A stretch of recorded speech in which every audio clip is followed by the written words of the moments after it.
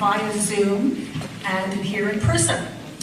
And welcome to the first Seniors College Association of Nova Scotia public lecture outside of Halifax. Here in Liverpool.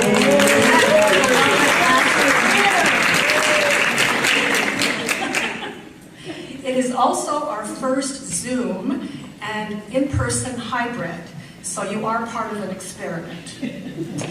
Before we start, I wish to acknowledge that we are in Mi'kma'ki, the ancestral and unceded territory of the Mi'kmaq people who have lived and cared for this land since time immemorial. My name is Susan Letson, and I am the coordinator of the Liverpool chapter, who, along with a small committee of 4, are pleased to bring SCAN's courses and lectures to our town. Now, I'm going to introduce my committee members. Can you see them out there? I'd like Betsy and Tina and Jan and Pam to stand and raise your arms. Can you be seen?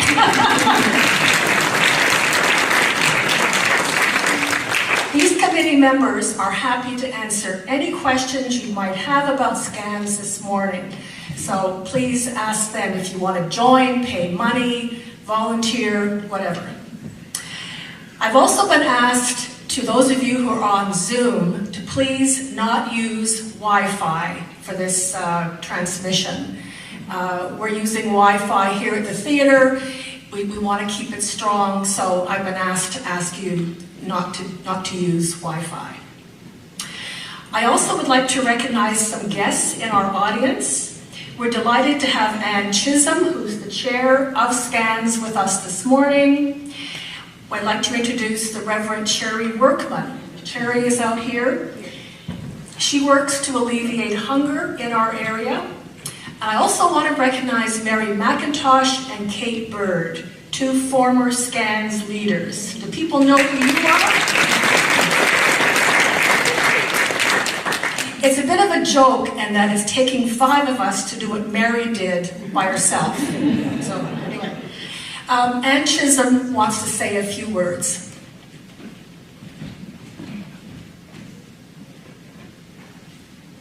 Thank you, Susan, and welcome everybody. And if I just may correct something Susan said, the people on Zoom don't turn off your Wi-Fi. It's those of you who are in our audience who may have your cell phones on Wi-Fi, if you would just please not use the Wi-Fi while we're doing this, because it seems to be very unstable and might cause us to lose our presentation.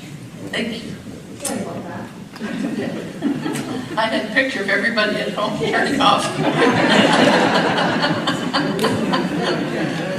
I'm actually here on behalf of the Board of Directors of SCANs to welcome you all here and congratulate Susan and her team on the wonderful job they've been doing setting up this lecture and planning her upcoming terms of courses. It's really, really great to sort of get back in person and, as Susan says, have several people doing Mary McIntosh's job.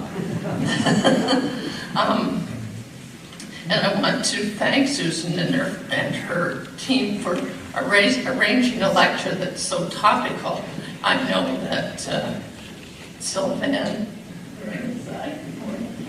is speaking in several areas, and there's a lot of interest in this topic and our food distribution system and why we're paying so much for groceries these days. So it will be fascinating. I also want to tell you that SCANs is a volunteer organization.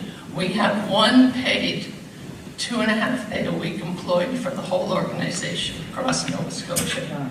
So the rest of it, everything is done by volunteers. So if you want to volunteer, we would love to have you to find you a job very easily. Our mission is actually to offer academic level, non-exam, homework courses to seniors in Nova Scotia. And we have defined seniors as somebody 50 plus, but I must say if you're 49 and you want to come, we don't have an age test, so we're fine. And the courses are for enjoyment only. Some of our instructors will Sometimes, if it's somebody who's doing a writing course, they may give you something to write at home and bring back to class, but that's about as far as it goes. Our membership is $150 plus HST for a year. For that membership, you can take as many courses as you want if you're willing to travel. I know Mahone Bay has some fabulous courses planned this year. There's a great one in Chester. So the brochures are out in the entrance, and you can take a look at them. And Susan has a great one planned here. If you want, we have one on Zoom this term, so you can sit in the comfort of your own home and watch that one. And if you need more information, you want to learn more about scans, you can go to our website. The address is on here, and it's also on the brochures that you'll pick up. And before I leave, I'd like to begin by thanking both Sylvain and Costas for agreeing to do this today. I know Susan will give them a better introduction, so I'll turn the podium back to you, Susan.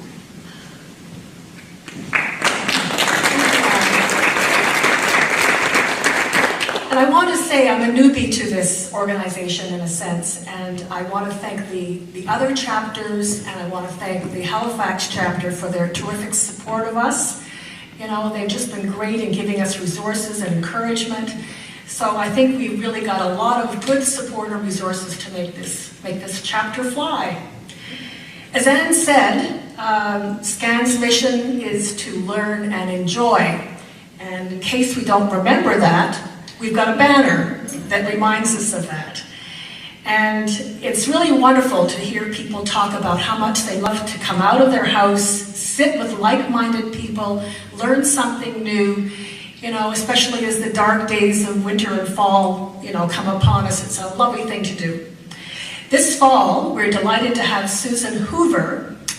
Some of you may remember her from a previous course, who will explore with us the glory of the short story through international authors and, of course, including our own Alice Munro. And we do have brochures in the lobby to give you a lot more information as to how to join us and register. And I'm coming to the end. An information and registration session on September 22nd, which is next week, at 10 o'clock at Trinity Church, will introduce you to Susan and her course, and you can register and get more information at that time. There is also a Zoom course coming from Halifax this fall by Dr. Pierre Schmidt on medical language in Western culture. So that sounds interesting. Anyway, and now to today's program. We are so pleased that Dr. Sylvain Charlebois and Costas Halavrezos have kindly and readily agreed to make the trek to Liverpool today to present what we expect to be an informative and entertaining conversation. Sylvain is a noted researcher in food distribution and policy and director of the Agri-food Analytics Lab based at Dalhousie. He comments widely in our local media on topics relating to Canada's food system. He told me that he likes to be interviewed, so who better to do that than Costas, given his many successful years on Maritime Noon. So it is with great pleasure that I turn you over to Costas, who will moderate our program and get us started. Thank you. Thank you very much. And thank you very much, Scans, for inviting us, and for all of you for coming out on a beautiful morning. There are other things you could have chosen to do, but we're really glad you chose this one. Sylvain, when we talk about food, it could be anything from where it's grown, how it's grown, to the price we pay in the store. But since supply chain has entered the popular vocabulary over the past couple of years, what are the real key links in that chain that we should be aware of whenever we talk about food? Because no one part exists in isolation for the other links in that chain. Oh, absolutely. First of all, if I may, I want to thank the community members for inviting me and give me an excuse to leave Halifax for a few hours. I our family and I really enjoy this part of the province, Liverpool. We actually come and visit once in a while, so it was very easy for me to accept the invitation, and you guys do wonderful work, and frankly, I'm a sucker for community groups. In fact, I have 4 talks like this for 4 consecutive days. This is number 2. Yesterday I was with a group out of Thornhill, Ontario. And on Sunday I'm actually in Lunenburg. So I always enjoy connecting with people to talk about food because, well, as you just mentioned, COVID made a lot of people realize that the grocery store is not the food system. There's an obscure part of food systems that people, a lot of people just now realize that there's a lot of complexities. I mean, mainly you have production, you have processing, distribution, and retail, and of course you have food service. And what happened in March of 2020 really was a black swan event. Let's face it. I don't think we'll ever going to see an entire economic sector shut down overnight. Restaurants represent about $100 billion worth of sales yearly. That was shut down overnight. So to me, seeing empty shelves at the grocery store was perfectly understandable and predictable. But when we started to get phone calls from reporters from different folks around the country, I quickly realized a lot of people just didn't understand what was going on. People thought that we were actually running out of food. And I said, well, if there is one last country that could run out of food, it would probably be Canada, just because of the geopolitics of food around the world. When you understand how North America works, we're in this food security bubble in North America compared to the Middle East or Europe, and unfortunately Europeans are learning that the hard way with the Ukrainian conflict. But we're pretty safe continent from a food security perspective, and so it got us to talk about food distribution from farm gate to plate. And so all of a sudden we started to talk about processing because plants were shutting down, some of them in our own province here for a variety of reasons out west. And I think 17 processing plants in total had to close for 2 weeks in the country during the height of the pandemic. And obviously it created shortages for certain products. And by the way, there are still shortages out there going on. I didn't know why, but most people, as soon as they see an empty shelf, they think we run out of food. There's a variety of issues that are happening right now due to higher inflation. Michael Medline, the president of Sobeys yesterday, I thought he did a pretty good job explaining to shareholders and the audience or the public that things are really difficult in the grocery business, even though many people think that grocers are gouging consumers. It's been difficult for them because the market is absolutely unpredictable. So there's lots of tension in the system right now that is making things very complicated for most people involved, and so farmers, processors, and grocers as well.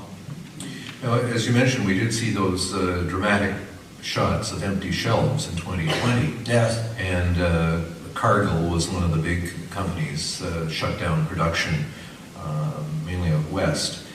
But one of the things, again, that emerged because of COVID and having to look at these vulnerabilities is that Cargill is one of only 3 companies that supply 85% of the meat in Canada. Yep. So what are your thoughts on that degree? Beef in particular. Yeah. That amount of consolidation in the food business, not just in the processing, but also in the retailing. Yep. On June 1st of this year, I was asked to testify in the Nova Scotia legislature about food security, and I was asked that question about processing. The one thing I told you, Costas, before we started, I actually believe that the Atlantic is the most vulnerable region in the country when it comes to food security, for the simple reason that we don't process much of the food we eat. We don't grow much of it. We grow a lot of food, but for other people, not for ourselves. That's one problem. The other problem is that we don't process much food in our own region. And processing, to me, is, as an economist, is such an important piece of the food system puzzle, because it anchors everything. The innovation, control, all of the things that you need in order to run a sound supply chain. You need a strong processing sector. And you're kind of alluding to what's going on in beef. It's controlled by just a few players. So there's just, if you're just one shutdown away from being in trouble. I was involved with the 2012 Brooks recall. If you remember, in 2012, you retired. You were retired then. Maybe we're still paying attention. Yeah. But good, excellent. XL Foods in 2012 experienced the largest food recall in our country's history. We had to recall over 6 million kilos of beef. Many people got sick in the country. And so, because I work with the CFIA, I was involved with the investigation, and for 28 days that plant was shut down. We went through the same thing as when Cargill had to shut down in 2020 as well. And as you know, Costas, in 2020, Cargill became the center of the largest COVID outbreak in the country. You know, almost 2,000 people got sick as a result of that plant not being monitored appropriately. So, which was the exposure of one of those vulnerabilities, which absolutely would not have been exposed and garnered that attention if it hadn't been. I never visited the Cargill plant, but I did visit the Brooks plant, and both were built pretty much at the same time. And I got to tell you, I mean, in Brooks in 2012, that was 10 years ago, that plant was undercapitalized, like heavily undercapitalized. And there were a lot of things that needed to change that were just put on hold. You can see that there was a lot of priority given to different things, but not necessarily on food safety and, of course, workers in the plant. And so we were very concerned. We wrote a report for the CFIA. And then while we were writing the report, the plant was sold to GBS. There's a lot of that going on. And so with Cargill, I don't know what has happened since 2020. I don't know if they've actually invested more in the plant. My guess is that they've automated the place a lot more to basically eliminate positions, because if you understand that, if you've been to a slaughtering plant, it's paradise for a virus. COVID must have had a party there. I mean, it's very humid, very cold, and people work very closely with each other. It was a perfect when the outbreak happened, I was not surprised. But it just tells you how the industry doesn't really think strategically about processing, or our country thinks about processing in general. Well, the other thing, I mean, as you mentioned, they hadn't been investing in it. There was probably a lot of deferred maintenance. The other thing is we do have governments who are charged with inspecting these, and we do have laws and regulations. Yep. What did that and any of these other closures highlight about, I don't know, the rigor or lack of rigor in government inspections, provincially or federally?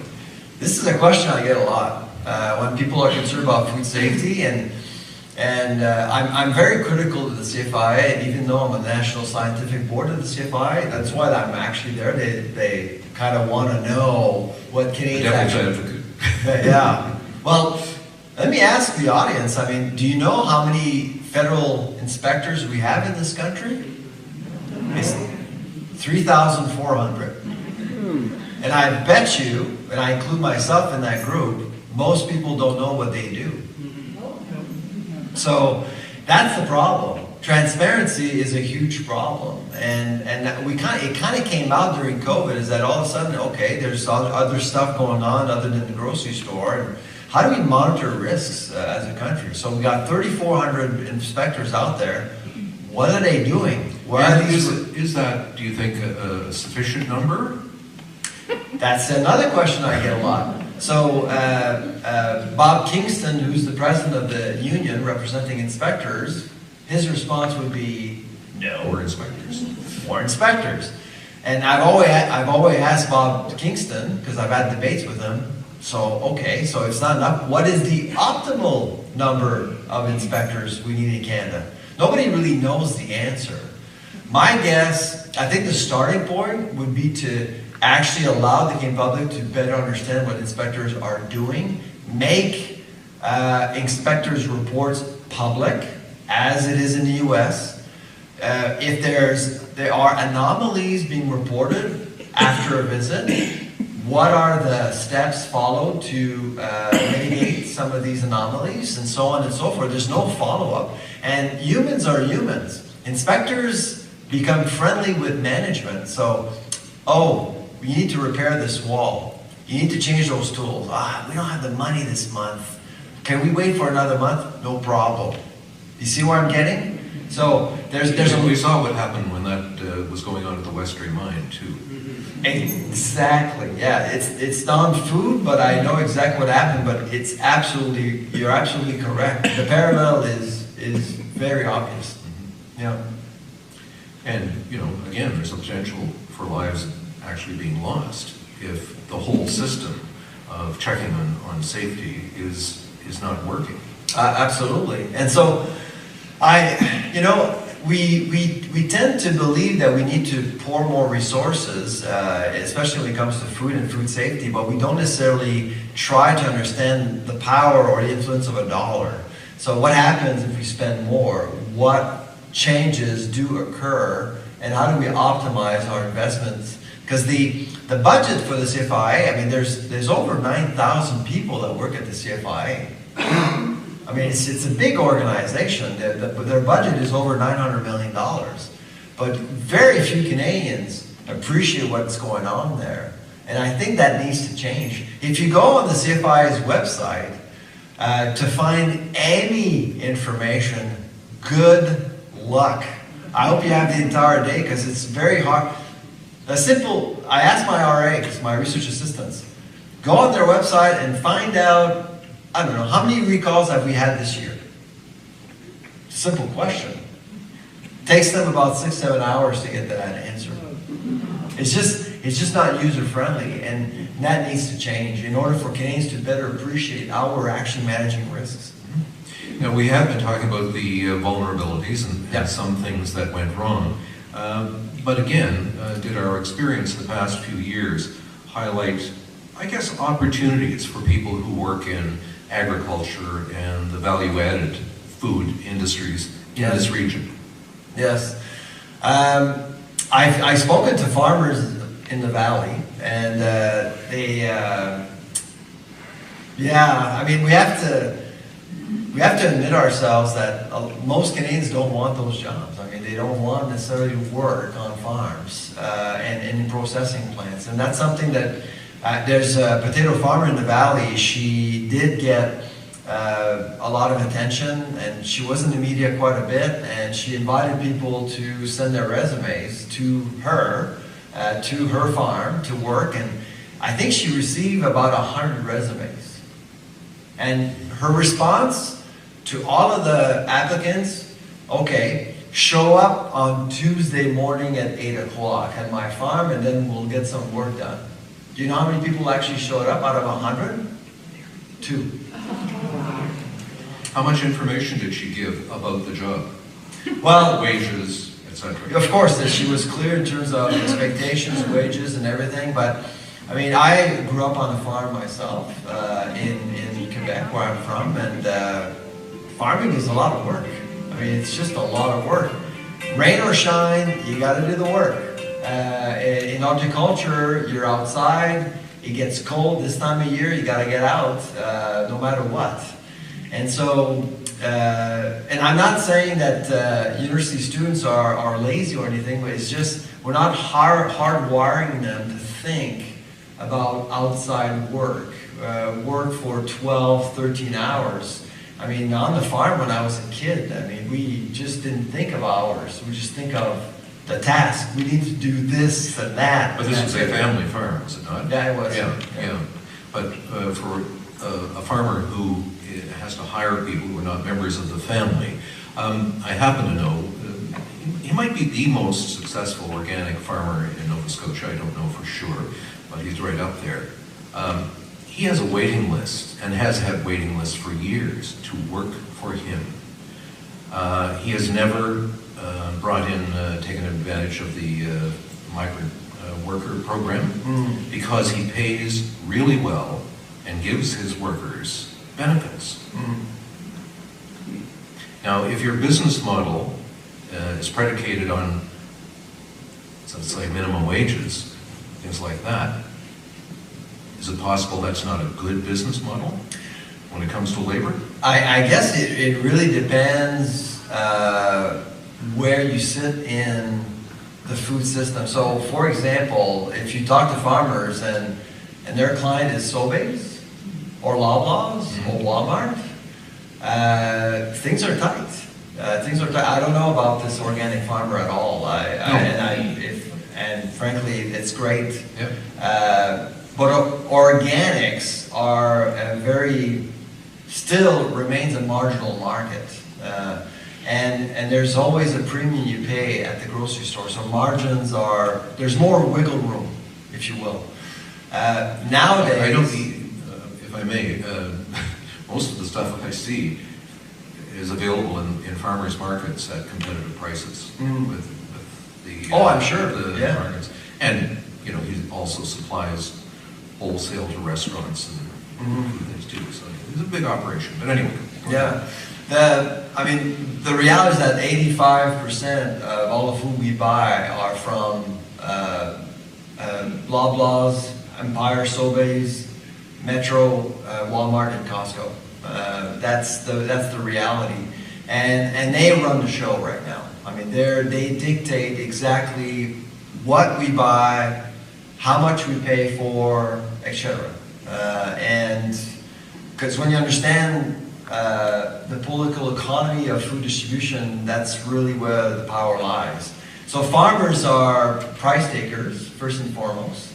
So if you're vertically integrated as a farmer, you're in better control. If you process your own food, you're in control as well, which is great. So it allows you to go to farmers market and basically connect with the public and set the price you want for your product. Unfortunately, most farmers don't have that luxury. They're price takers. So they grow and they take the best price possible. In Nova Scotia, again, going back to our province, when you look at data from Statistics Canada, here's another alarming data. And the Nova Scotia's Farmers Federation of Agriculture, Nova Scotia Federation of Agriculture, didn't know this, but of all provinces in Canada, this is where we've actually lost the most farms as a percentage, 28% in the last 3 years. So we're losing a lot of farms. And that's an indicator. Now, is that a problem? Yes or no? Some people, I would say yes, because we're not necessarily, I'm concerned about our province because we live in Halifax. Halifax is booming. Oh, Dartmouth, say it out loud. Dartmouth. No, we both live in Dartmouth. Yeah, and Dartmouth is a lovely place. We love it. We've been there for several years now. And Dartmouth and Halifax, the HRM is booming. I mean, you have cranes everywhere, jobs. But as soon as you leave Halifax, within half an hour, you can start seeing, you can feel the poverty in some places. And I'm very concerned about rural Nova Scotia in particular. And the best way to create wealth in rural Nova Scotia is with agri-food, agriculture. So to me, the 28% is an alarming piece of information because I'm not sure the government, I said that to the Premier, I'm not sure we take food security or our regions very seriously. I just don't see the evidence. Unlike other provinces, even PEI does a better job, I think, with its Canada's Food Island strategy. It's an amazing strategy. Quebec is focusing more on food autonomy. Foodland Ontario is doing very well. Even Alberta now, of all provinces, have a buy local strategy. Alberta, you know? So we got to get going here. Yeah. Again, when we're looking at anything in the topic of farm and gate to the plate, the federal government sets food policy. And in 2019, Agriculture and Agri-food Canada set these two goals. One, that all people in Canada are able to access a sufficient amount of safe, nutritious, and culturally diverse food. Two, Canada's food system is resilient and innovative, sustains our environment, and supports our economy. Now, depending on how closely you read that, I actually count 7 or 8 things. But one thing that's not mentioned at all is affordability. Yes. And everybody's hyper-conscious of that these days. What about the affordability of that safe, nutritious, and culturally diverse food? We know there are always disruptions, and I hope they're transient. In this case, you know, the pandemic and even a war in Ukraine can drive prices up. Yeah. But when you look at long-term trends, and I know you've been looking at trends for a long time, what's been building up there, grinding away in the whole food chain, supply chain, over the years, with things that are just gently adding to the cost of food all the time? If I may, I just wanted to take a step back and then I'll answer your question, which is a really important one. The notion of food security, and both you and I talked about that. I think things to many people. Yeah, I think it's important to kind of lay out what it actually means, and then unpack that, and then go to your question, if I may. What is food security? Well, food security to me, and it can be defined in many different ways, but to me, there are 3 fundamental access to food security. There's obviously food access. That's an important one. If you don't have access to food, then you're in trouble, and that's kind of what Ukraine has done for a lot of people. You see, Ukraine, when you look at the calorific output of Ukraine's agriculture, it has the capacity to feed about 400 million people every year.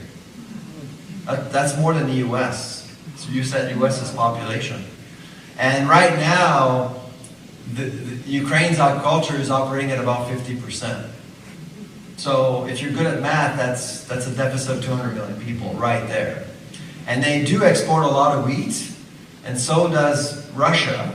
That's 25% of exports. And wheat is a big one because wheat accounts for about 15% of all calories eaten on Earth. So if wheat is affected, you'll have famine. And that's what's coming, unfortunately, in the Middle East, parts of the Middle East, Northeast Africa, just because of what happened in February, unfortunately. So access. And of course, we saw ships leaving Ukrainian ports, which is a good thing. But we barely saw. I think we're up to about 20 vessels now, and we needed 700 by the end of September. So I don't think we're going to get there. There's a lot of grains that need to be moved, but it's not moving. So access is a critical component to food security. The second component to food security is food safety. Now, food safety will vary depending where you are around the world, but it's not because I'm on the board of the CFIA, but I must say, and as a lab, we actually benchmark Canada's performance with other countries. Canada is a top-tier country when it comes to food safety. Our food is very safe compared to other parts of the world. I don't know how you feel, but I mean, our practices are pretty strong, and our record is very, very strong as well. So when you travel around the world, you talk about some of the things that are happening. Some countries actually come to Canada to learn how we're doing things. But we do have the luxury of a cold climate in the winter, kills bugs, okay? Like southern US, things are more complicated food safety-wise because of the weather. And secondly, we have space, plenty of space. For example, when the avian flu hits, kills our birds, well, we have so much space here, it's easy to contain an outbreak. In other parts of the world, like Asia, it's much more difficult because they just don't have the space. So food safety is another component to food security. And the last component is affordability. If your prices are not affordable, you're still not resolving anything. And that's kind of what we're seeing right now in Canada. Food affordability is being challenged because of inflation. And why is inflation the problem? I'm getting to your question. I love context. I'm an academic, so I have to define things for a living. Affordability, and this is where Canada does not rank well, by the way. We're 24th in the world, according to the UN, which is not great, you know. And the reason why affordability has become an issue in Canada is one, I mean, climate change is a reality. It's impacting a lot of things. It makes things unpredictable. Last year was a disaster. Our harvest was a complete disaster. We had droughts, and this year it's Europe's time. Asia as well was hit by droughts. It's horrible. Mother Nature will always have this thing to say when it comes to agriculture. And so we publish Canada's Food Price Report every December, and the wild card for us every year is what's going to happen with climate change. What's going to happen with the weather? Well, which country is going to be hit hardest? We didn't expect Ukraine, unfortunately. That's I guess well, you can argue that climate change is a human-induced phenomena, but Ukraine was obviously a human-induced phenomena. And so that really is a contributing factor to our inflation for sure. We all pay for climate change every time we eat. There's no doubt in my mind. Now the coefficient and everything, we're still working on that, but we don't know. The other factor are geopolitics. We're always an embargo away from seeing prices skyrocket. We're always an invasion away from seeing prices skyrocket, which is exactly what happened. Viruses, pandemics will impact also food prices. And of course, COVID was a worldwide outbreak, was a worldwide phenomena. But I mean, we've had Ebola and other pandemics before that have impacted our food systems in the past. And finally, currency wars. Currency wars are a big one. We've been lucky the last few years. Our dollar, you know, it's at about 75 cents versus the greenback. It's been a non-story for the last 3 years, but I'm concerned now. I want to scare you, but I'm a little bit, because interest rates are going up, right? And there's a bit of a, so our people are saying, oh, we're going to pay more for our markets, which is true, and it's impacting our ability to feed ourselves. It's very true. But my biggest concern is over the long term, over the next 12 months to 24 months, we may see countries trying to beat other countries in terms of defending their own currency. That's kind of what's going on right now, and nobody's talking about this. And that's why our looting is starting to, if you look at the last week or so, our looting is starting to weaken. And that concerns me because we import a lot of food, especially in the winter. You remember that cauliflower crisis we had a few years ago? currency. That's exactly what happened. And so we're watching that dollar very closely because there's a bit of and all central banks are just trying to defend their own currency to essentially protect their economy. Well, speaking of Canada's position in the global food economy, in his accession speech last Saturday night, the new leader of the Conservative Party of Canada. Who won? Just tuned out on the weekend. On the weekend, he tunes out. And by the way, Aaron O'Toole, I went to school with him. Oh yeah? Yeah, I went to school. Yeah. He's a great guy, so I felt really bad for him. Politics are politics. What can I say? But he's a good. I wouldn't say he's a good friend, but he's a good guy, and it's unfortunate what happened to him. But politics are politics. Mm-hmm. Yeah. Anyway, the guy who won said he would repatriate food production by standing with our farmers here at home. Yes. Now, that can mean many things to many people. He got a big round of applause and cheers in the auditorium among the party faithful. But when you look at the bigger picture, what does that mean to you? Repatriate food production. I don't know. By the way, try to say Pierre Poilievre 10 times in a row. I'm a francophone. Yeah. So, anyways, congratulations to Mr. Poilievre, and I've actually had the pleasure to talk to Mr. Poilievre a couple of times on what topic? Inflation. And I did tell him, that he needs to be careful with the just inflation because it is a worldwide phenomenon. I know Canadians are struggling with food prices, but the food inflation rate in the U.S. is 13.5%, which is 4% more than us. Europe is the same thing. Britain is going through the same thing. This is not just Canada. So I just wanted to put it out there. In terms of, I think what Mr. Poilievre means is that we want to take control. We want to become more autonomous from a production perspective. And when it comes to processing, going back to processing, if you control processing as a country, it gets much easier to support farmers. Much easier.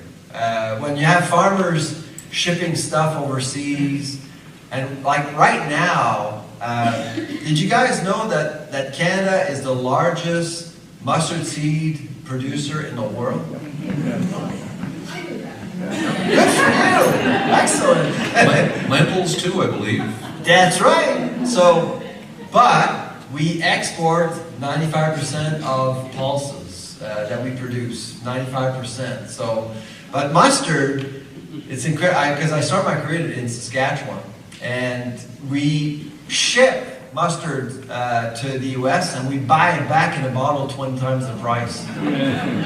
Like, how does that work? And I think people are starting to understand the economics of being vulnerable from a food processing perspective. So, but there's been some good things happening, to be honest. I actually feel quite confident because, so first of all, the federal government recently created these super clusters. We have one at Dal called the Ocean Frontier Institute.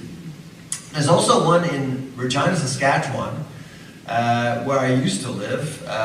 They have a Proteins Industries Canada super cluster. And the super cluster there, its role is to support innovation, get companies to invest. They're basically PPPs. So in the last 5 years, and it hasn't been talked about too much in the media, but we've seen companies like Rocket out of Europe, Nestle, you may have heard of Nestle, they've all invested in Canada, Lovingly, Merit Foods, all these companies have invested in the prairies to process food in our own backyard. Kraft Heinz just decided to build a new plant in Montreal to make ketchup, and they closed the plant in Leamington in 2013. Kellogg's is thinking about building. You see, I think what's going on, and I know that Mr. Poilievre is against the carbon tax and any measures to mitigate climate change, but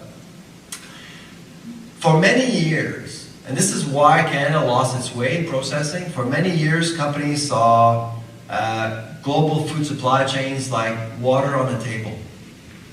You know, when you put water on the table, if I put water on this table, where will the water go? Find out whether the table is level or not. That's right. It will go to the lowest point of the table and will probably reach the floor. So companies like Unilever, Procter & Gamble, you name it, they've always looked at the economics of food supply chains like water on the table. Where is the cheapest place in the world where I can actually buy this, manufacture that, package this, ship that? That was easy. So Malaysia, Indonesia, China, Chile. So it didn't matter where it went, it was the cheapest.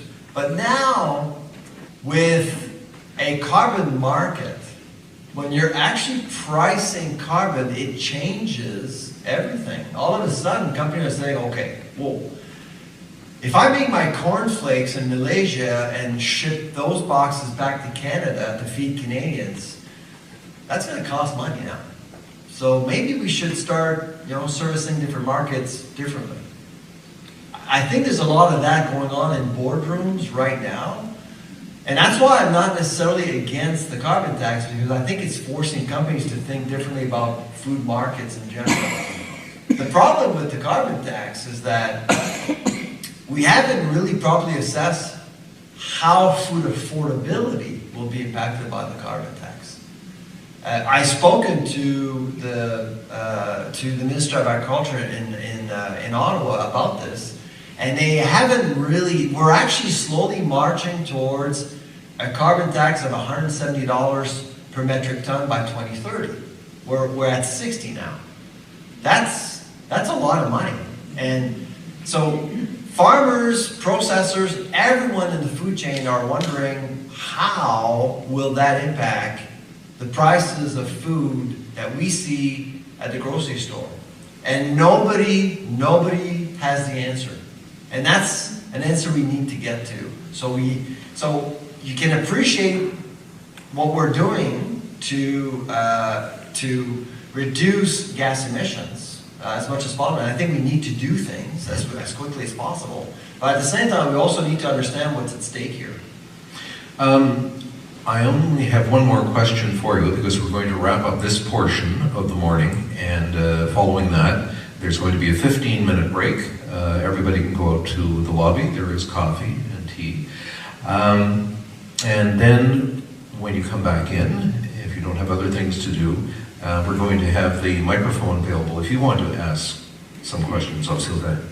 But the one I'm going to ask you is, I couldn't help but notice, reading and listening to you over the years, that you've been very critical of marketing boards, different levels. I'm going to pick. I'm going to. Yeah. In 30 seconds. No. Dairy farmers in the room. I want to ask you, what's your beef with dairy farmers? I have lots of time to think. No, I appreciate the question. It's a fair question. First of all, I'm concerned about dairy farming, not dairy farmers. Actually, I see dairy farmers as victims. And it doesn't come out because dairy farmers are proud and they don't necessarily, by the way, I used to work and live on a dairy farm. Remember I said that?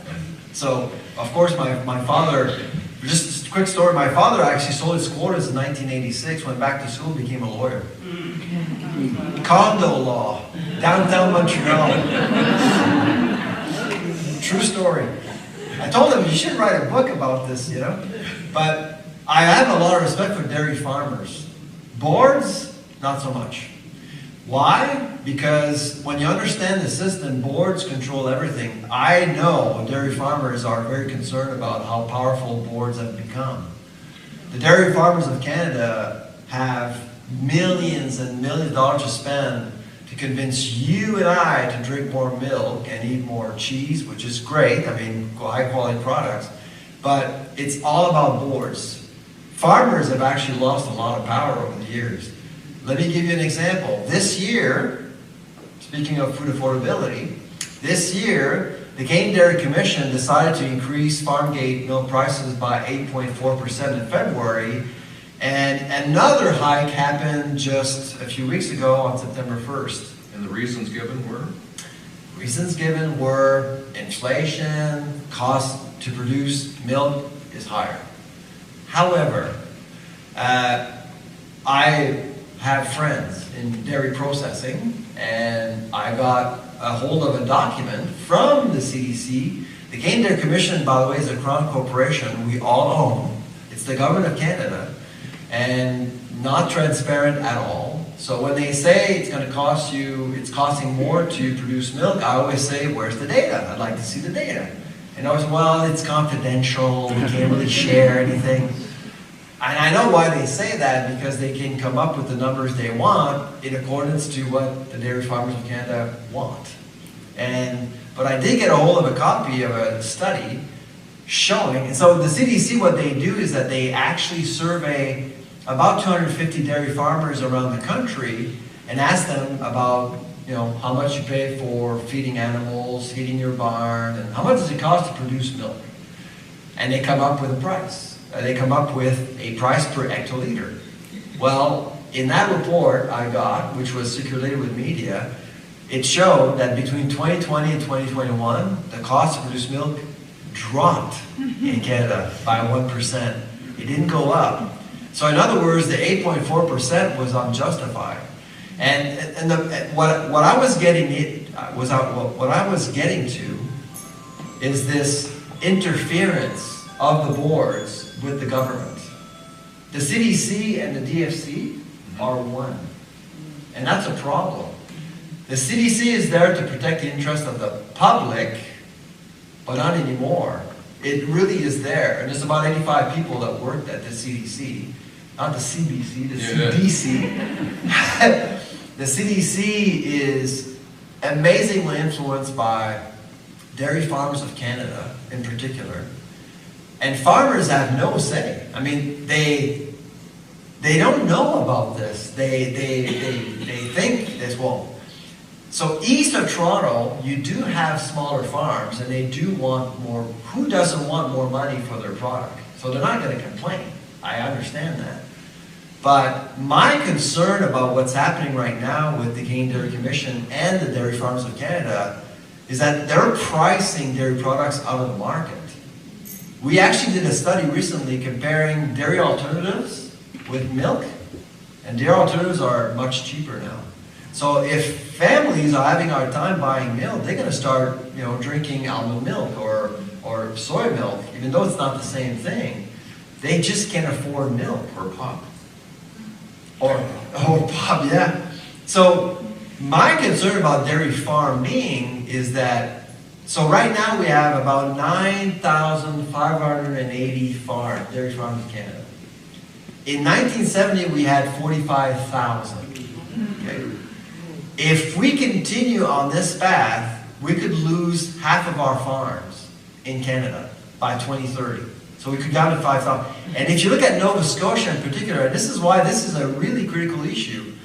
In 1980, Nova Scotia had 800 dairy farms in our province, 4 processing plants. We're down to 1 processing plant in Bedford, and we have 150 dairy farms left. So that's the model we want? I don't know. I mean, again, we're going to wrap it up, but I wonder, we still have the same number of cows. Is it, or are we just talking about consolidation? There aren't the small farms, there are just a few very large farms. The size have actually grown a little, and genetics is better, so cows are producing more per, so we all know that. But my concern is that all the butter we eat in this province, the yogurt, the sour cream, all the stuff we love, the milk is put in a truck outside the province to Quebec, processed, and truck back. Is that sustainable? I mean, I would love to see a project where we can process our own butter, do our own stuff right here. Who wouldn't want a product from Nova Scotia? Nova Scotia, when I go to Toronto and talk to folks in Toronto in the food business, they love Nova Scotia. They want our wines, they want our products, but it's not accessible, it's not there. So we need to become more strategic. So I'm really glad that our province is thinking about Nova Scotia local. I think that's a great starting point. And imagine being incentivized to buy local as a consumer, and you can get points, a rebate when you renew your license plate or your driver's license.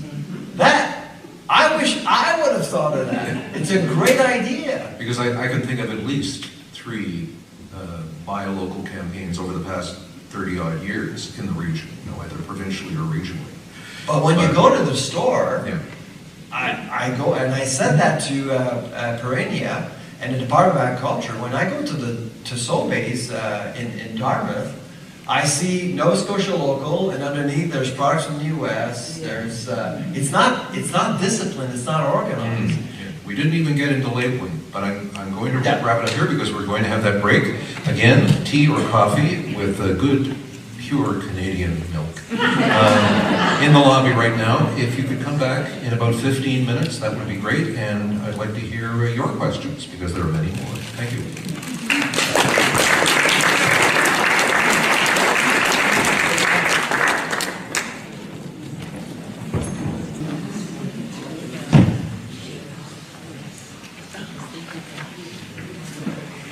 I feel like I should have a guitar here to accompany you. Do you croon? There's some coziness here. I really enjoy this setup. Congratulations. Yeah. All right. It was very cozy. Now you've figured out already what's to be done. If you have a question, just come forward and ask your question. Well, I have a question. And I've been involved in community work for more years than I care to admit. My question is, I agree with you about the private boards. And what I would like to know is how does one go about getting rid of the, quote, political private boards? They've done away with so many of our private boards. Community service agencies, hospital agencies, are just 2 examples where private boards have been taken out of the community. There's no community import anymore. We need to start doing production in our own province. And if that costs money, okay, let the government support the communities in doing their own work, because that way it saves costs for transportation back and forth. There's no reason why we should be exporting our goods to be produced somewhere else and then buy them back. That doesn't make sense to me. But how do you turn that around when politics is involved? So in the absence of community boards like the ones you've been involved with, who's driving the policy, I guess? Well, I mean, it boils down to civil engagement and, of course, transparency. I teach food policy at Dal to graduate students. It's an open elective, and I teach to engineers, medical students, future lawyers. It's just a great class, and I think we've all come to realize that social media is a very powerful tool. If boards tend not to be transparent, tend to control information, and this is kind of what we're seeing with dairy, by the way, with boards, not farmers, boards. You got social media to break things up, and frankly, with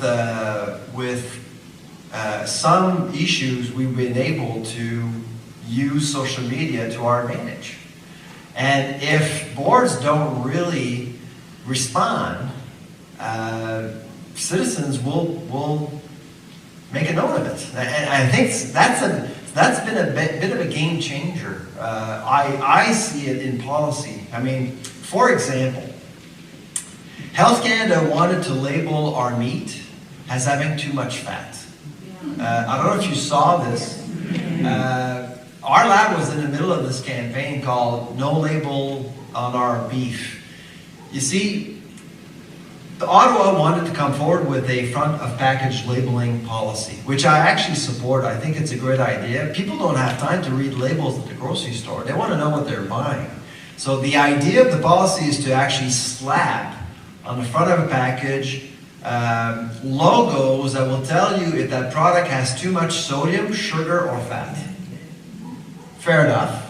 And frankly, what we've seen around the world, our government's wanting to do that to entice industry to offer healthier products. Who's against that? Of course we want healthier products at the grocery store. But Health Canada had this brilliant idea of labeling single ingredient products like meat. So if your beef product, or you would have gone to the meat counter, you would have seen ground meat with a label saying it's too much fat unless it's extra lean. But extra lean is more expensive. And who would want to sell meat products with a label saying there's too much fat? Nobody. So you're basically, Health Canada was going to tell grocers, stop selling more affordable meat, essentially. And so we were contacted by the Canadian Meat Council, I think it was in February, and they told us about what was going on. And we started a campaign, which led to this huge pushback, collective pushback against Health Canada, because nothing was public. Nothing was public. We made it a public issue. People cared. And on June 30th, the Minister of Health went to the grocery store in Ottawa to announce the front of package labeling, exempting single ingredient products. So we won. We won because of social media. So I am a big believer in democracy.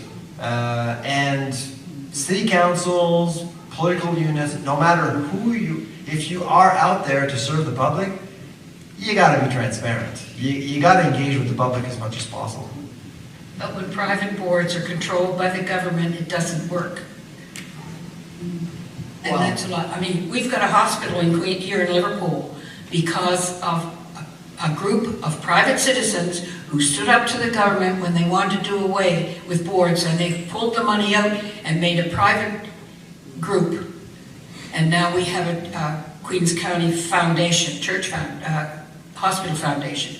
We would have lost our hospital if it hadn't been for those half a dozen men. And that's the kind of thing I'm talking about. Good model. The government steps in, they shut down private agencies, and they control it. And that's political, and all those people that are on those committees care about is their own interests. They don't care about what happens in the public.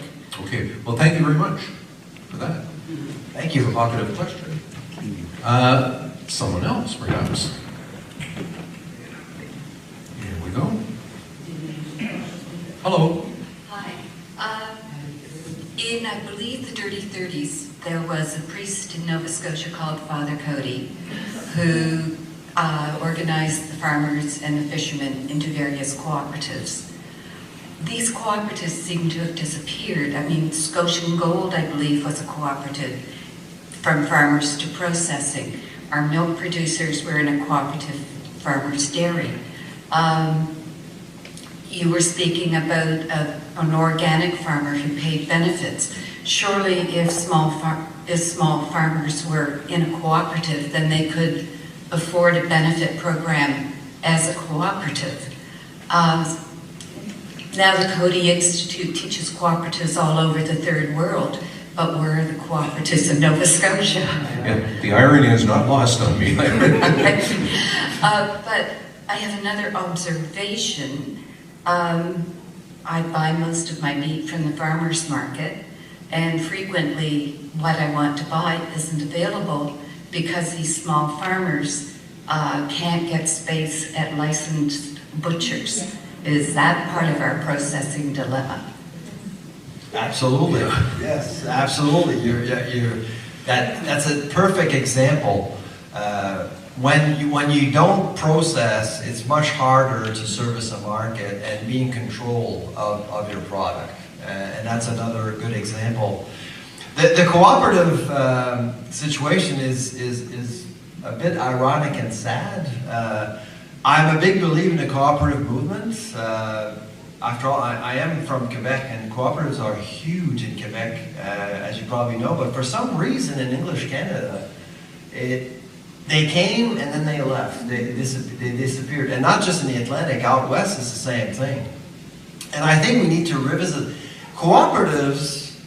So since we've started, you and I, Costas, we've been talking about major issues like climate change, major disruptions in the market. Well, when you start reading the science behind cooperatives tend to do very well in uncertain times. When things fluctuate, when things really go, right, cooperatives tend to manage risk very differently, and they tend to do much better. And I absolutely agree. I think we need to revisit that model. It's a good business model for agriculture. It's a good business model to support farmers, and because they take ownership of the chain, of the value chain, which is really, really critical. Well, especially when you were saying earlier, under the current circumstances and regime, they are price takers. Yep. From And they will regime. always. Yeah. And so when farmers was actually meeting with the Saskatchewan Stock Growers Association a few weeks ago, and they always complain about prices at the grocery store because they see what they get, and I know what they get. You can go to the Chicago Mercantile Exchange website and you'll have a good idea of what they get. So they're getting less for their beef while beef prices have gone up 19% since January. How does that work? So they always say, Sylvain, it's not fair. Of course it's not fair. You're a price taker. So what do? Well, vertically integrate. And if you want to vertically integrate, well, cooperatives are a good way to do it. So since then, we've been working on a study to actually get the financing to start a salting plant in the Saskatoon area. And so that's the kind of thing we're seeing more. So there is this awareness, I think, Costas, that is there that wasn't there just a few years ago. I think people recognize the importance of all the connections that we need in order to better service the consumer. A consumer that wants healthy products, accessible products, affordable products, local products. All of a sudden, really, there's more move in that direction. And as a lab, we've worked with 7 provinces in the last 3 years on food autonomy, food security issues. Not with Nova Scotia. Until 5 months ago, that all changed. Now we actually are working with the province on the Nova Scotia Local, which is awesome. And another project on urban gardening. Yeah, urban agriculture, which is another really fascinating movement. And so we've been supporting the government, Nova Scotia Health, in developing a new policy for urban agriculture. How's it going, Mayor? In Liverpool, urban gardening. You have a very interesting way to get people to ask questions. She's a plant. She's a plant. Pull on the spot. I just want to say thank you, and thank you to SCANS, because this idea of public lectures is wonderful. I'm unaware of a present urban garden in Liverpool. I know many years ago there had been one. I do know that in Port Medway there is a small community garden. It has a greenhouse, small crops, probably 8-10 people sort of maintain it. I grew up in a family that always supplemented its food. So my parents, my father, fished, hunted deer, did those types of things. As children, we had large vegetable gardens where we picked peas by the wheelbarrow full. And I don't think my mother ever bought our winter food. I'm a firm believer that here in Queens County, we can be growing food. And you look at the innovations in food production, greenhouses are set in the sides of hills to lessen the heat costs. We have fresh water. We can make soil from seaweed. It's difficult to convince the people I work with that that's a good direction for economic development. So, Sylvain, I'm going to be talking to you about those incentives to make the counterparts that I work with understand that that is a good industry for Queens. I've always said if our Department of Health really wanted to make people healthy, it would make them go work on a farm. My nephew and niece in the Valley always made lucrative monies as young school kids, picking apples, working, but it's hard physical work. And many of our young people simply cannot physically do that work. People have become too sedentary. Working outdoors, as you stated, encouraging people to work outdoors. So my hope is that we can find ways to encourage people to garden. Many, many years ago, I worked with Dirk Van Loon in rural delivery, and the Department of Agriculture had a program whereby the Department of Agriculture would actually come to any community in Nova Scotia. It would meet with people, it would soil test their land, it would tell them what to grow, how to grow it. Unfortunately, that program was very low subscribed to, but people need help to learn and educate and know how to grow, how easy it is to grow. I know people that are just overflowing with tomatoes this year, and what a year for garlic and beans, and I still garden. I put a small garden in Port Medway, and it's amazing how much food a person can produce out of a small plot. So somehow we need to bring all that back in some enticing way to make people realize that a person can grow food. And here in Queens, we're like a 7C climate. So, we have high frost risk inland, but not so on our coast. Yeah. Sylvain? So. Great points. I'll tell you why you're having a problem or you're challenged by convincing your colleagues. So we survey Canadians all the time on a variety of issues, and we did survey Canadians a while back on local foods, the willingness to buy local, and how they define local. And this came up with the province a few weeks ago when we met and started to work on NS Local. My first question was to the province, so how do you define local? What's, like in the policy, where's the definition? And they said, well, we don't know. So we surveyed Canadians and Nova Scotians. I would say right now in this province, 60% of consumers believe that if there is a maple leaf on the product, it's local. But when you go to Ontario, if you're from Durham region, that's local. If you're Wellington, that's local. In BC, if you're from the Fraser, that's local. If you're from the island of Vancouver, that's local. If you're on the island of Vancouver, but you're buying a product from Fraser, that's not local. So over the years, with many campaigns, successful campaigns, I'm being critical of campaigns that we've seen here. I don't think they've been very successful. There's been this implicit consensus in terms of what local actually means. And this is something we need to do here in this province. In Quebec, they actually have a certification program for local foods. They've actually not only built a consensus, they've actually institutionalized it. For example, and this is a bit controversial, there's a Kraft Heinz plant in Montreal making peanut butter. Now, if you love Kraft Heinz peanut butter, it comes from Montreal, okay? But if you live in Quebec and you buy Kraft Heinz peanut butter, that's local.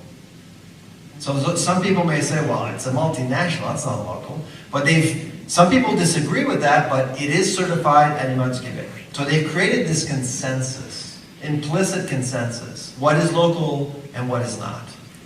We need to work on that here in this province. What is local? Does it mean an ingredient from Nova Scotia? Does it mean what it's processed in Nova Scotia? If you ship milk over to Quebec and buy it back, is that local? So what is local? So we need to agree on that. And then after that, you start building a campaign and incentivizing consumer, which is great, and move on. I don't think we've actually agreed in this province in terms of what actually local means. And that's why there's a lot of people that are hard to convince. The other thing that I wanted to bring up is my June visit to the legislature, which was really eye-opening. I've testified in Parliament in Ottawa several times in different provinces. It was my first time in Nova Scotia. So here I was with Feed Nova Scotia, Nourish Nova Scotia, some great organizations we have in this province doing some great work. The Nova Scotia Federation of Agriculture was there. Then I looked around, and nobody was there to talk about processing. Nobody was there to talk about food service and restaurants. Nobody was there to talk about retail, independent retailing and major grocers. Nobody was there. They weren't invited. And all of a sudden, I was listening to questions coming from our elected officials, and all questions related to processing and distribution were all given to Nova Scotia Federation of Agriculture. And they're there to represent farmers. They do great work, but they represent farmers. They don't represent the rest of the chain. And so for 2 hours, I was sitting there, and it got really frustrating because all I was hearing was, let's continue to do the same thing but with more money. And then and I encourage you to go back to it because it was all recorded. At the end, the chair asked me, Dr. Charlebois, do you have anything to say before we leave? And then I said, yes, I do. And that's when I basically said, listen, I see zero evidence that this province is taking food security seriously. Zero. Zero. If I look around the country, we're way behind. We have a lot of work to do. And all I'm hearing right now is to continue to do the same things. And what you're advocating for your own city and your own region is change. And the way we see food, the way we perceive food, and the way we empower food to grow our economy. Perfect. We're far from there. And so there's a lot of work to be done. And after my testimony, the Chronicle Herald called me. There were a lot of MLAs in the room. I must give credit to the NDP leader on that one, because she's the only one who got what I was saying. Because she did respond. And she responded positively, and she was listening. She wasn't a leader then. She's not a leader, but I could tell that she got it. And then the Chronicle Herald called and did a full feature on food security in our province, which was really, we need to be honest with ourselves. We're in trouble. We're in trouble. We're always a crisis away, and that's why we're so far away from Montreal. We're always one crisis away from seeing prices skyrocket in our province. And the stuff we get compared to Montreal is crap. We get leftovers from Quebec and Ontario. I still remember when I moved to Quebec City from St. John, New Brunswick, and thought, this is where the chain stops. The trucks don't go any further than here. I was amazed. I had never seen produce of that quality before. I That have 40 years ago. I have a planned meeting with our MLA today on aquaculture, and I'm going to take a seat, but I want to ask you your opinion on aquaculture especially open pen fish farming. That's it.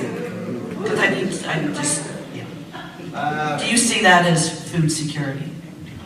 So, I'm Not not an talking expert. oysters and mussels. Well, it is very much about food security if we wanted to. That's one thing. I'm not an aquaculture expert. I work with Stephanie Colombo, who's a dear friend of mine. She is an expert in aquaculture, and we published together. But I know it's a controversial topic in Nova Scotia.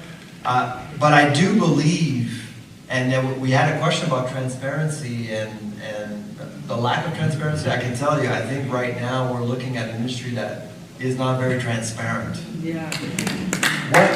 It's not. One quick story. My wife and I, with our kids, we moved to Halifax. So we're in our house. You know, I think it was the second weekend we were here. Let's go to the Seaport Market in Halifax and buy some great fish and seafood products from Nova Scotia. Eh? So we go to the Seaport Market, beautiful place, open, lots of light, great products. And after about an hour, we said, where's the seafood? The water's right there. Where's the seafood? And there was none.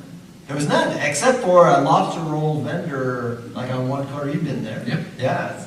Then I'd start, because the fishery industry is not an industry I know very well. I've always been more of a land-based kind of person. Because of my background and the research we've done, I'm starting to look at aquaculture very seriously, and I do see issues. We were talking about a few companies controlling. You know, our neighbors in New Brunswick are the 900-pound gorilla. And let me tell you, so Russia. Russia invades Ukraine. Days later, you saw many companies exit Russia. McDonald's, Starbucks, McCain, you know. Where's Cook? Still in Russia. Still in Russia because it's under the radar. They don't have a brand. They're not exposed. McCain, within days, they had to make a statement in terms of what they want. Burger King, same thing. Burger King is a Canadian company, by the way, owned by RBI, which is out of Oakville. I mean, all of these things, as soon as you're exposed to the public, you owe answers. But I haven't felt that industry, fisheries, have actually felt that they owed answers to the public. And I think they owe answers to the public. There is a fishmonger at the brewery market in Halifax, by the way. Is there? Just throw that out there. Okay, good to know. Yes. Earlier you were talking about the impact of Ukraine and not being able to feed a lot of people. I think you talked about 50% of the grain is getting out of the ports and so on. What does that mean for Canadian farmers? How can we fill the gap? Are we able to do that? Are we able as Canadians to feel that we're doing our bit and more when needed? You know, can you talk about that a little bit? So the answer is probably not. We are looking at a decent harvest season, though. If you look at some of the recent reports, it's pretty decent. Farmers actually are going to make. Sorry. Oh no. Well, we may have been reading the same information. I'll let you go. Yeah, we're looking good. Farmers actually are going to make good money. So if you're asking how farmers are impacted by Ukraine, well, they locked in. Help feed the world. Can we help the world that's starving? That's what it's about. There are going to be some deficits for probably, I would say, wheat for sure, barley, lentils.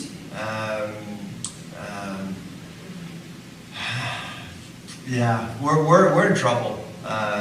Now Canada, and like I said, North America, we're fine. We're going to be good. We're going to be fine.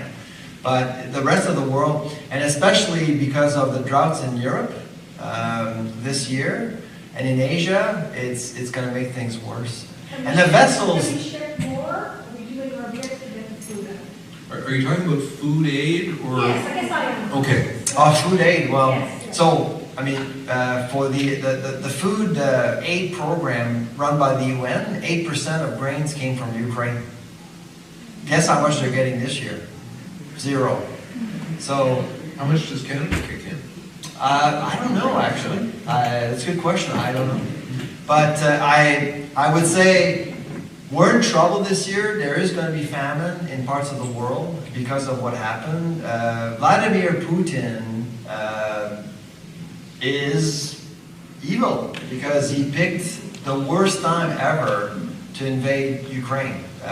In February, he knew exactly what he was doing. He knew that by invading Ukraine, he would be impacting the entire world. And he succeeded, unfortunately. Yes, your question. I don't know if this is something that you can address, but every time I go to a supermarket and I go to pay my bill with my card, it comes up and says, would you like to donate $2, blah, blah, or no thank you, for children's breakfast programs and things like that. And then sometimes I do and sometimes I don't. But every time I see that question, I'm totally offended that we have children going to school that need breakfast programs. Why are we being asked, and I mean, some of us can afford it, but why are we being asked to supply food for children going to school when we know that it's necessary for them? Why is there no program? Why is the Canadian government or any government not saying that is outrageous?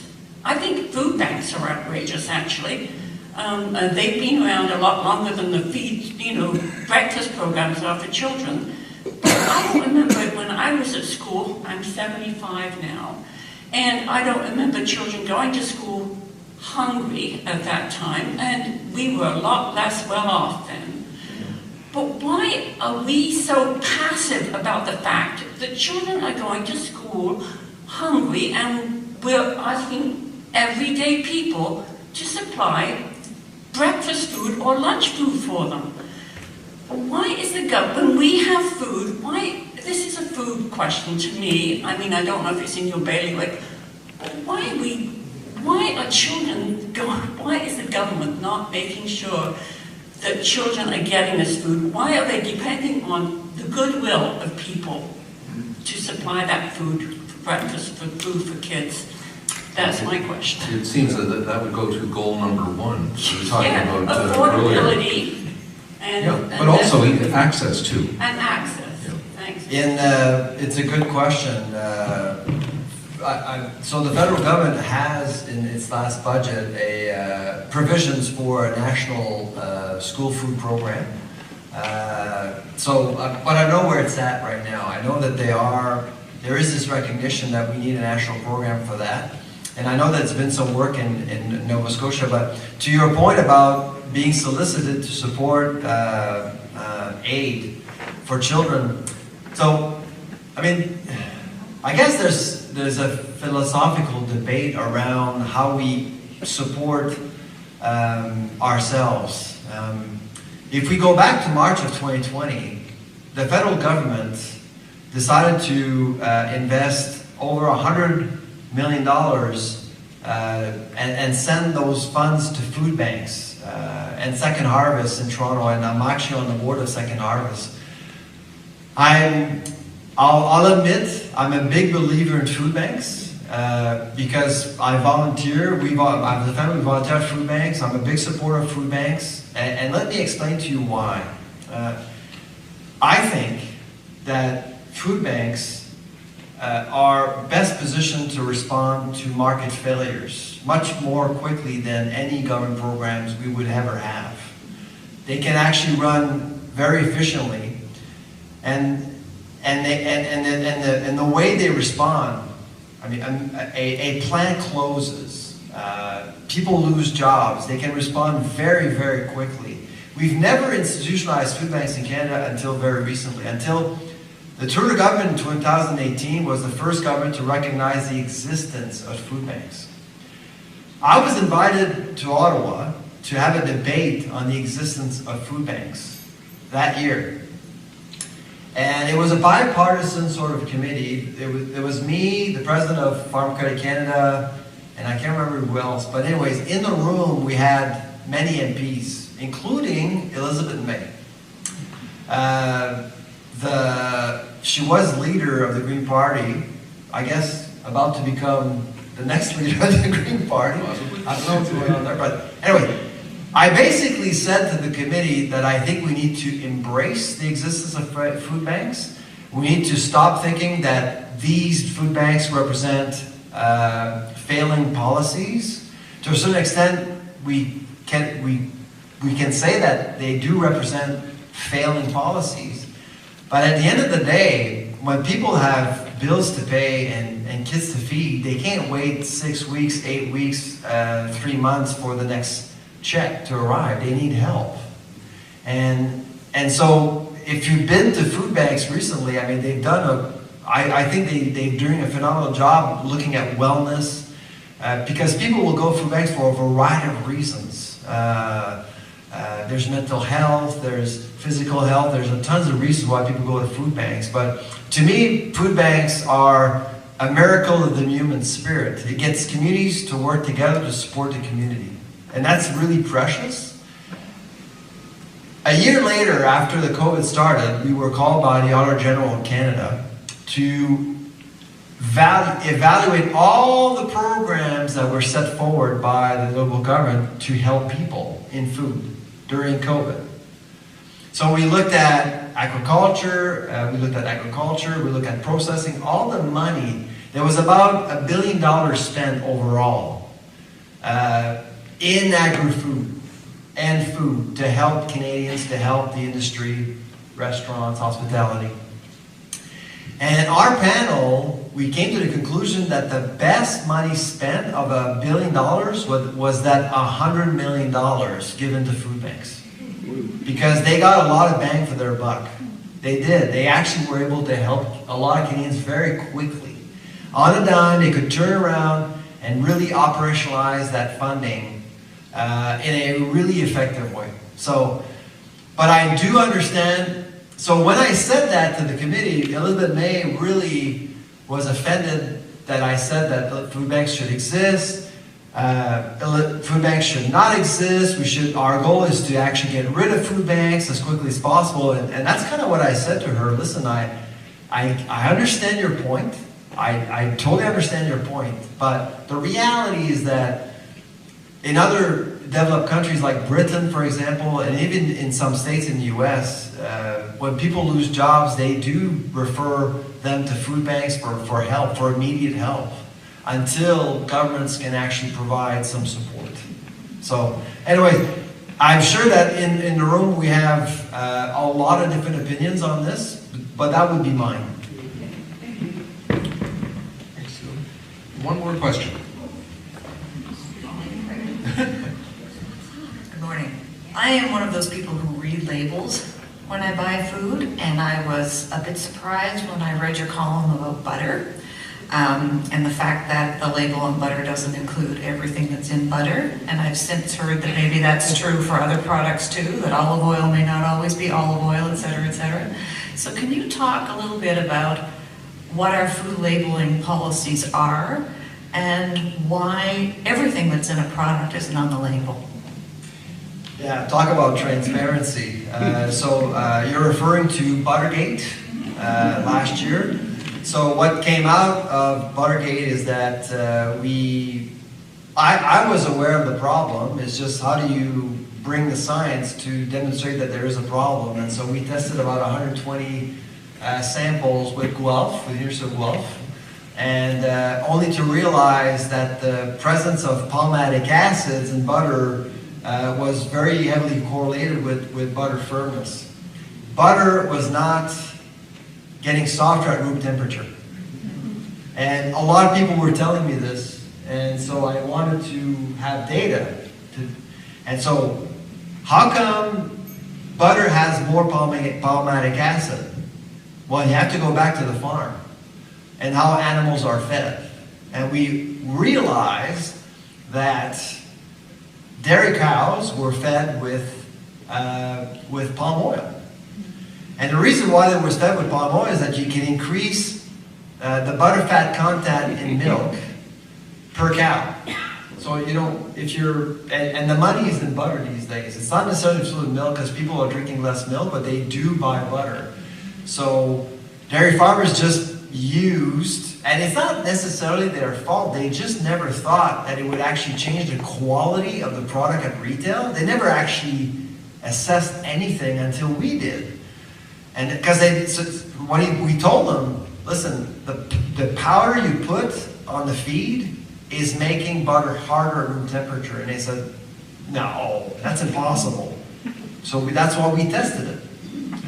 And so all of a sudden, consumers going to their grocery store realize, well, there's palm oil in my butter, and I'm certainly concerned about environmental issues related to palm oil, because you had the Blue Cow campaign, Canadian, and all of a sudden people were hearing about the dairy farmers importing products from Indonesia and Malaysia to feed cows. How does that work? So transparency for sure. Now, when it comes to labeling in Canada, food labeling is governed by Health Canada. So what you see on the label is approved and assessed by Health Canada. The surveillance, the oversight of whether or not the content on the label is accurate, that's the CFIA's job, the Canadian Food Inspection Agency. That's how the two worlds are separated. And both don't necessarily talk to each other. So on the one side, you have Health Canada approving this and that, and on the other, you have the CFIA trying to provide some oversight, but they're even though they have 9,000 people, they can't really get to all of the 19,000 products we have in our grocery store. So they are, so we talked about Buttergate, but there are some really critical issues like food fraud, for example. Olive oil. I can tell you in this room right now, including you and I, we've been fooled more than once. Food fraud is a really big problem. And food fraud essentially is your label being accurate. So you go to a grocery store and you buy, I don't know, you buy olive oil. And in that olive oil, you'll have canola oil. So they do that because, well, first of all, canola oil is cheaper and olive oil is more expensive. And by the way, this year, because of what went on with the drought in Europe, guess what's going to happen to olive oil prices? And guess what's going to happen to food fraud? The temptation is there. So be on the lookout and ask questions. If you've ever been to Europe and tasted actual olive oil, you can taste the difference. I mean, there's a huge difference. So we've all been had by food fraud, inaccurate labels. And there are three different kinds of food fraud. One is economically motivated adulteration, replacing one ingredient with another that's cheaper. Counterfeiting, and that's a big one, like theft. Remember the big maple syrup heist? Yeah. Did you buy some? I had mine from here. That's right. But there's a lot of, by the way, each grocery store, the average grocery store will see anywhere between $3,000 to $4,000 worth of theft per week. Yeah, theft is a real problem. And the last one, of course, is misrepresentation. And so for the local movement, that's a big one. You can actually buy, say, apples from the valley, but they're from Brazil or something. There's a lot of that going on, and that's hard to prove. So the oversight has to be assured by the CFIA, but they don't do everything. They can't oversee the entire food system. It's pretty complicated. But if we are to focus more on local foods, if we are to look at food integrity very seriously, my take is we need to really make sure that we support our food industry very well by monitoring, by testing, randomly testing products once in a while. I work with Guelph, work with our lab here.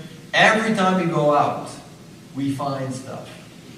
in Halifax, and I don't want to scare you, but I got to tell you, I mean, there is a report out, and we looked at the food service industry. Oh my God. So we sampled dishes in Halifax, Montreal, Toronto, Calgary, and Vancouver. And we tested samples. 60% of the time in Halifax, people were served a dish that was mislabeled on the menu. It wasn't exactly what they ordered. And most of the time, not all the time, but most of the time, it was a species that was cheaper. Examples? I can't think of an example now. Fish, meats. Oh, fish. Just fish, yeah, seafood. Sorry, it was just, seafood is a big one. Seafood is a big one. And that's why this obscurity around fisheries is a big problem for consumers, because it's not an industry that's very transparent. Look at salmon, genetically modified salmon. Genetically modified salmon is commercialized in Canada, and chances are we've all eaten it without knowing it. And so people may say, we had that discussion this week in my class, in my food policy class. One student said, well, why label if it's not dangerous? Health Canada is telling us it's not dangerous. Why bother? Well, here's the problem that I have as an economist. If I present to you 2 pieces of salmon, one is from a fish farm, let's say, and the other is genetically modified. Both of them are at $18 a kilo. Which one will you pick? The majority of Canadians would probably pick the fish farm one, not the genetically modified. Genetically modified is not appetizing. But here's the deal. To produce a genetically modified salmon costs 60% less. And I suspect that most of you know that. Why would you ever develop a genetically modified salmon? It's to reduce the cost of production. So if you go to the grocery store and you sell your genetically modified salmon, say, $12 a kilo instead of $18, and the other fish is $18 a kilo, which one will you pick? Probably the genetically modified one, because it's cheaper. So you have your answer in terms of why aren't they labeling this thing. They're basically, we're protecting margins. We've actually come a long way. There's been a lot of great things happening in agriculture, in fisheries, even in livestock, in horticulture. Genetic engineering has done a lot of things, but it was all for industry. Benefits for consumers aren't there. So we need to start, if we are to invest in new technologies in farming and production, we need to start thinking what's in it for the consumer. And going back to your question on labeling, which is super important, the more information you give to the public, the more they'll recognize the value in whatever you're doing as a farmer or anything like that. We have just reached our expiry date. Best before date. Thank you so much for coming out and listening, and also asking questions. Oh, I'm the thank you person. I'm here to thank you. And weren't they great?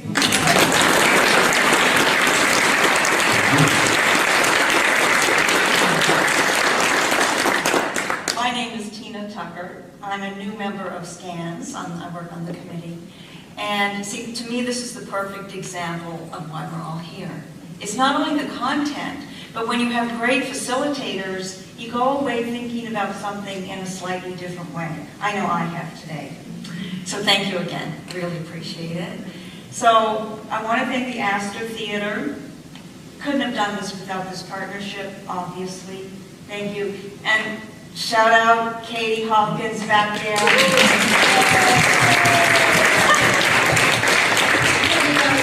Thank you so much. First show, Katie, was it? Your first audio, Katie? Great. Learned everything. And thank you for the donations to the food bank. Really appreciate it. Thank you very much for that. Thank you. Yeah, and you know, it's a great example of the whole partnership, you know, between the three organizations, so that's great. And I'm sorry to interrupt. Go ahead. No, you go ahead. Well, I was going to ask you, for the benefit of people who weren't here this morning, is this going to be archived on the SCAN's website at some point? Yes. Yes, the public lectures are. Okay. They can contact our office to get a link. Did you hear that? Or will it be up on your website? I can tell you the truth, I'm not 100% sure. I think it probably will be, but very often then things. Yep. Just make sure dairy farmers don't have access to it. But yes, there is access if they can't find our office phone number. Okay, thank you. And from your office in the SCAN's Halifax office, I also want to thank Bill Lee, because I know he worked with Katie as well on making sure we could deliver on Zoom. So that's a huge help as well. And other than that, as Susan said, I hope to see you 10 a.m. on the 22nd at Trinity Church. And find out more. Who knows, you might want to become a member. I hope so. Thanks. Thank you.